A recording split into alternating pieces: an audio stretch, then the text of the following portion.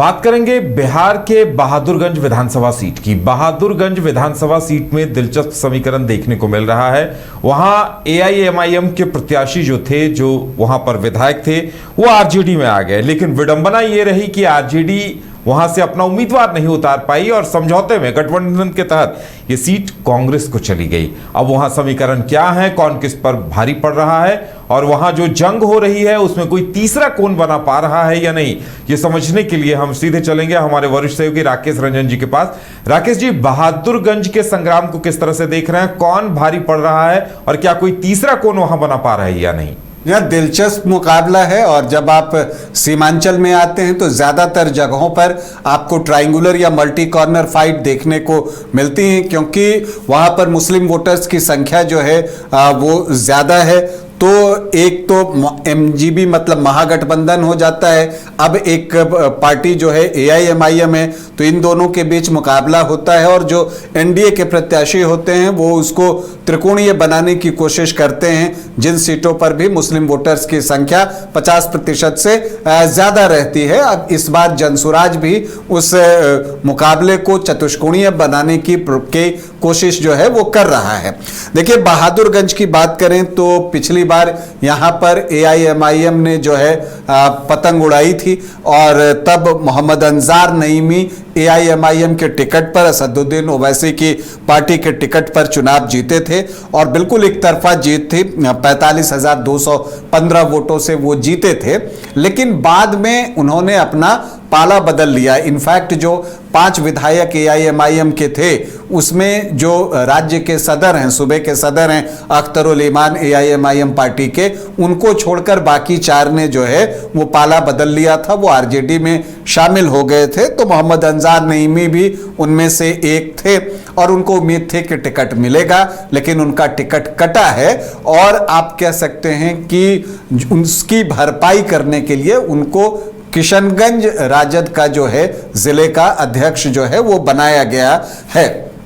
लेकिन अगर आप बहादुरगंज में देखिए तो कौन कौन से प्रत्याशी हैं, तो कांग्रेस इस सीट पर पिछली बार भी चुनाव लड़ी थी, लेकिन तब मोहम्मद तौसीफ आलम कांग्रेस के टिकट पर थे। लेकिन इस बार जो फर्क आया है, मोहम्मद तौसीफ आलम इस बार एआईएमआईएम के प्रत्याशी होंगे। अब देखिए, अब मोहम्मद तौसीफ कौन है? वो 4 बार के विधायक हैं और पहले वो कांग्रेस पार्टी में थे। इस बार जो है वो मजलिस में शामिल हुए हैं और यहां पर प्रबल दावेदार के रूप में देखे जा रहे हैं। एक और प्रबल दावेदार की हम बात करें तो यहां कांग्रेस ने प्रोफेसर मुसब्बिर आलम को टिकट दिया है और वो कांग्रेस के टिकट पर यहां चुनाव लड़ने जा रहे हैं। अगर आप मुसब्बिर आलम की बात कीजिए तो मुसब्बिर आलम इससे पहले जनसुराज पार्टी से चुनाव लड़ना चाहते थे 1-1.5 महीने पहले तक, लेकिन सडनली उनकी कांग्रेस से बातचीत हो गई। तो मुख्य दल से अगर टिकट ऑफर हो जाए तो फिर जो है आप नेचुरली जनसुराज की बजाय उस पार्टी से लड़ना चाहेंगे। यही काम प्रोफेसर मुसब्बिर आलम ने किया। उनको लगा कि कांग्रेस से लड़कर जीतने की संभावना ज्यादा है। हालांकि मुसब्बिर आलम का जब आप ट्रैक रिकॉर्ड देखेंगे तो बहुत दिनों तक एक पार्टी में रहते नहीं, जेडीयू में रहे, जाप लोकतांत्रिक में रहे, एआईएमआईएम में भी आए थे, फिर जनसुराज पार्टी में अभी थे, तो पार्टियां वो बदलते रहते हैं। तो इस बार प्रोफेसर मुसब्बिर आलम कांग्रेस के टिकट पर यहां चुनाव लड़ रहे हैं। लेकिन अच्छी बात यह है कि उनको शिक्षाविद माना जाता है, प्रोफेसर साहब हैं, तो प्रोफेसर साहब यहां किस प्लान के साथ आते हैं ये देखना चुनाव में दिलचस्प होगा। ये सीट एनडीए में लड़ने के लिए मोहम्मद कलीमुद्दीन को दी गई है। एलजेपीआर के टिकट पर वो चुनाव लड़ेंगे, क्योंकि ये सीट एलजेपीआर को एनडीए ने दी थी। और एलजेपीआर की स्ट्रैटेजी क्या रही कि यहां पर अगर आप देखें तो जो मुस्लिम वोटर हैं वो 66.7% हैं। तो मतलब आप देखिए, अगर 67 मान लीजिए तो इधर 23% वोट जो है, 33% वोट जो है वो आपको बच जाते हैं। उसमें से पिछली बार जो यहां से एनडीए के कैंडिडेट थे लखन लाल पंडित, उनको जो है लगभग 23.5% वोट आए थे। तो उम्मीद ये थी एलजेपीआर को कि अगर वो मुस्लिम कैंडिडेट देते हैं और काउंटर पोलराइजेशन में हिंदू वोट जो है वो कलीमुद्दीन की तरफ या एलजेपीआर की तरफ आ जाता है तो फिर जो है उसको और कलीमुद्दीन अपने साथ जो मुस्लिम वोट लेकर आएंगे उनको जोड़कर एक मुकाबले को दिलचस्प बनाया जाए, और अगर वोटों का बंटवारा उस तरह से हो जाए कांग्रेस और AIMIM के बीच में, तो उसकी भी लॉटरी लग सकती है। लेकिन यहां पर जनसुराज ने जो है वो LJPR के लिए परेशानी खड़ी कर दी है, क्योंकि उन्होंने जो है पूर्व भाजपा नेता वरुण कुमार सिंह को यहां से स्कूल बैग पकड़ा दिया है और वो स्कूल बैग लेकर खड़े हैं।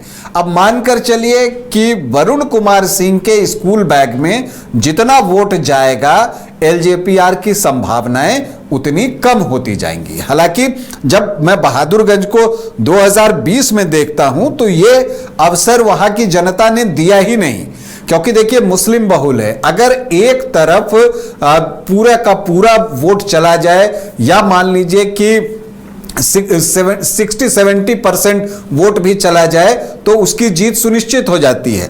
पिछली बार यहां से AIMIM के कैंडिडेट को लगभग 50% वोट मिले थे।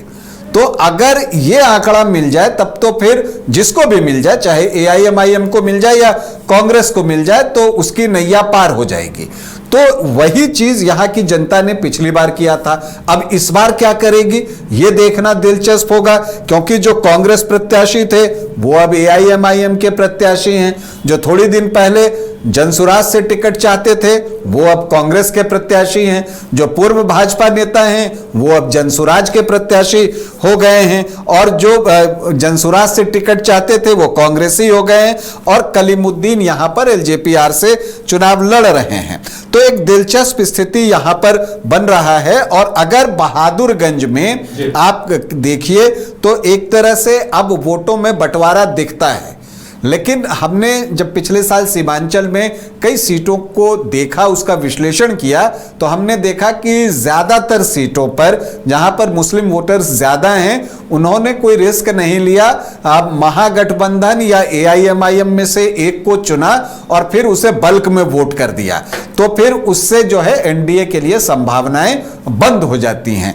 तो ये चीज क्या इस बार भी बहादुरगंज में होगा, ये देखना जो है दिलचस्प होगा, क्योंकि यहां पर देखिए जातीय समीकरण जैसी बात दिखती नहीं। यहां पर अगर मोटे तौर पे आप देखें तो यहां पोलराइज्ड इलेक्शन होता है।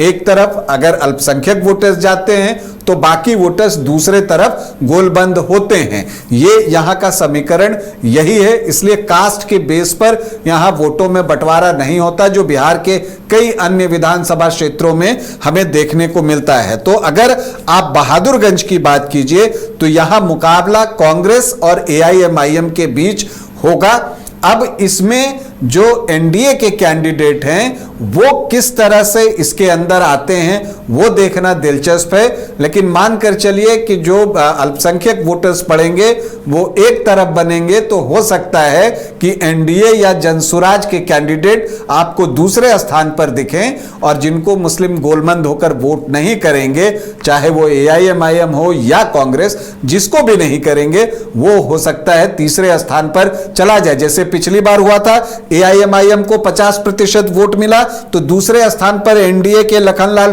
पंडित रहे और कांग्रेस तब तीसरे स्थान पर चली गई थी। तो वो बीच का रास्ता बचता नहीं दूसरे स्थान तक का।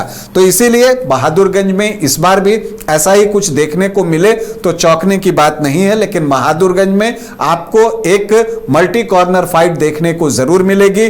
अब उसमें वोटों का अरेंजमेंट क्या रहता है यह देखना दिलचस्प होगा। अब देखना यह है कि यहां पर AIMIM की जो है वो पतंग उड़ती है या जनता हाथ के साथ होती है। बिल्कुल, तो AIMIM और कांग्रेस के बीच मुकाबला है। क्या इसका फायदा NDA को मिलेगा या नहीं मिलेगा, ये सबसे बड़ा सवाल है। हमें भी इसका बेसब्री से इंतजार रहेगा।